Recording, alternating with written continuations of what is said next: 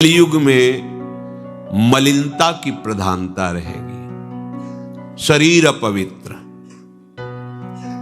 शरीर को सजाने में प्रियता है, लेकिन पवित्रता क्या है यह ज्ञान नहीं है। शौचाचार की पवित्रता का बिल्कुल ज्ञान नहीं, बस सजाने की प्रियता है। बाहर से चिकना दिखना चाहिए, लेकिन वो पवित्र है कि नहीं उसको ज्ञान नहीं है। बिल्कुल पता ही नहीं शौचाचार का, पशुवत आचरण है। देखने को मिलते हैं खड़े खड़े लघु शंका कर रहे हैं, मुंह में बीड़ी ऐसे, वही जनेंद्री को छुआ ऐसे कर, ना हाथ धोना, ना आचमन करना, ना पैर धोना, बिल्कुल पशुता का आचरण है। भला पवित्र शरीर है तो मन तुम्हारा पवित्र कैसे हो सकता है? तुम्हारे आचरण अपवित्र हैं, तुम्हारा शरीर अपवित्र है। शौच गए वैसे ही, वैसे हाथ धोया उससे साबुन वैसे निकल पड़े, कपड़ा वैसे सब अपवित्र, पूरे घर में वो पूरा घर अपवित्र। तो समझते हैं हम बहुत स्वच्छ, बहुत वीआईपी है। वीआईपी का मतलब बहुत अपवित्र हैं, उनको ये ज्ञान नहीं। और एक रंग चढ़ा है नए समय में, जूता मोजा पहनकर भोजन पा रहे हैं। देखो कैसी, अरे साधारण आदमी जिसको कोई शास्त्र से मतलब नहीं, किसान आदमी जो हाथ पैर धो करके पीढ़ा पे बैठ करके भोजन पाने जाए, इतनी पवित्रता तो हमने गांव में देखी है। बिल्कुल शास्त्र नहीं जानते, कुछ नहीं, पर भोजन पाना है तो हाथ पैर धोए और लकड़ी के पीढ़ा में बैठ के और जय भगवान हाथ जोड़ करके जमीन पर बैठ के भोजन पाए। आज चाहे वो चमड़े का जूता हो, चाहे ध्यान रखना, चमड़े की बेल्ट पहनने वाला और चमड़े के जूता पहनने वाले को गौ हत्या का पाप लगता है। अगर वो इन पशुओं से जो चमड़े निकाल कर निर्माण किया जाता है, जूता बेल्ट आदि, ये जो गृहस्थी जन इनका प्रयोग करते हैं तो उसे गौ हत्या का दंड मिलता है, क्योंकि आप पहनते हैं, उसमें आप सहयोगी हुए, आप उसको प्रोत्साहन बढ़ा रहे हैं गौ हत्या का।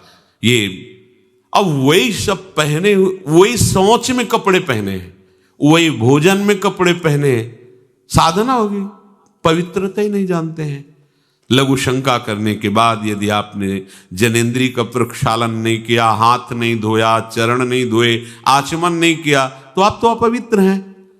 अरे लघु शंका की क्या है, शौच होने के बाद नहीं से विचार बिल्कुल शून्य हो गया है, बस शरीर आराम, पशु की तरह शरीर आराम। क्या शरीर आराम रहेगा? जब तुम्हारा शरीर अपवित्र है तो आचरण अपवित्र होंगे, तो पाप बनेगा, पाप से तुम्हें शरीर को दुख भोगना पड़ेगा।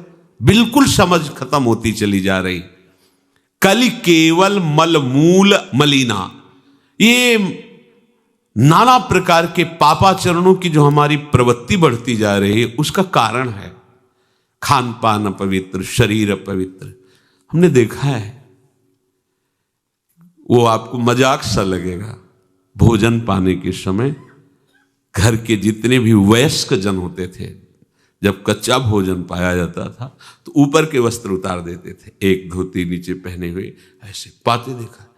बाद में विचार कितनी पवित्रता, क्योंकि वो कपड़े पहनकर बाहर कार्यों और ऐसे जल लेकर के ऐसे आचमन कर हाथ जोड़कर थोड़ी देर, किसान आदमी, वो कोई साधु महात्मा नहीं, कोई वैष्णव नहीं, किसान आदमी की बात कर रहे हैं, हाथ में जय बोल करके प्रभु की फिर प्रसाद पाए, जय हो भगवान आपकी।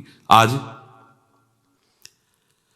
परोसने में अगर कहीं रोटी छू गई परोसने वाले को तो डांट लगती थी, पूरी रसोई जूठी करेगी, रखे यही थाल, हाथ धो, दूसरी थाल मिला।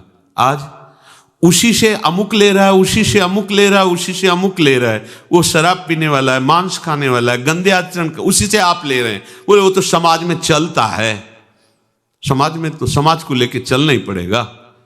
भाई समझो, पवित्रता अति अनिवार्य है, इसे आप समझो।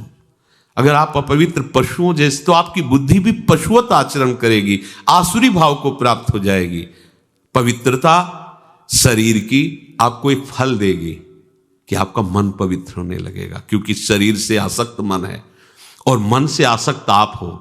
जहां आपका मन पवित्र, अच्छे विचार, अच्छा मार्ग, अच्छा निर्णय बुद्धि करेगी, आपको आनंद मिलने लगेगा। ऐसे नहीं है कि आप जैसे पशुवत आचरण करें। बड़ी अपवित्रता बढ़ रही है, अपवित्रता को तो कोई समझ ही नहीं रहा इस विषय को। वो कहते वीआईपी लोग हैं, वाह है। कलि केवल मल मूल मलिना, पाप पयो निधि जन मन मीना। जैसे मछली जल में ही केली करती है, ऐसे कलियुगी प्राणी का मन पाप में ही केली करना चाहता है। अपवित्र विचार, किसी किसी मलिनताएं बढ़ती चली जा रही। रसोई अभी बनकर तैयार नहीं हुई और ऐसे सो खड़े खड़े वही रसोई, क्या पछता है। अरे एक बार बन जाए उसे थाल में लगाओ। हम नहीं कहते तुम भगवान का भोग लगाओ जाके, नहीं वैष्णव हो, नहीं भजन कर, कम से कम थोड़ी तो पवित्रता। एक बार थाल लग जाए, हाथ जोड़ो, अन्न को ही प्रणाम करो। अन्न ब्रह्म, उपनिषद में आता है, ये अन्न ब्रह्म है, उसे प्रणाम करो। वह हमारे जीवन को पुष्ट करता है, हमें भगवत भाव। हाथ जोड़कर कहाँ हाथ जोड़े, वो तो जूता पहने वैसे ही सब, कोई खड़े खड़े खा रहा है, कोई मतलब ये हो क्या रहा है।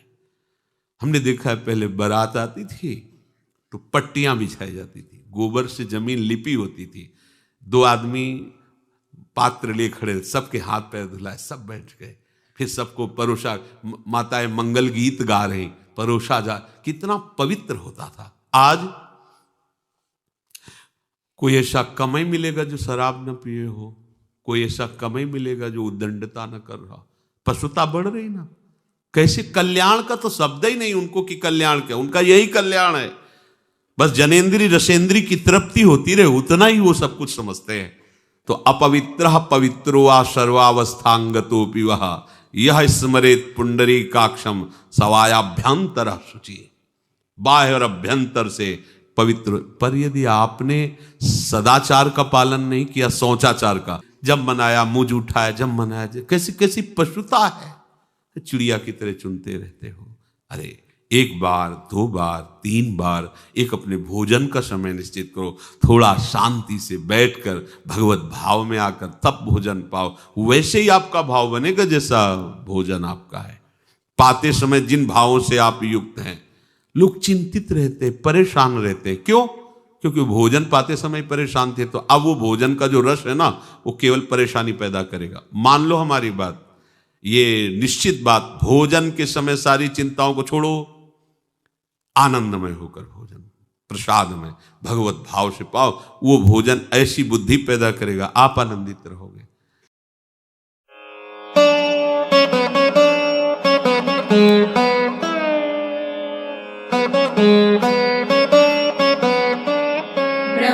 ब्रह्मार्पणम् ब्रह्महविः ब्रह्माग्नौ ब्रह्मणाहुतम् ब्रह्मैव तेन गन्तव्यम् ब्रह्मकर्म समाधिना। अहं वैश्वानरो भूत्वा प्राणिनां देहमाश्रितः प्राणापानसमायुक्तः पचाम्यन्नं चतुर्विधम्। ॐ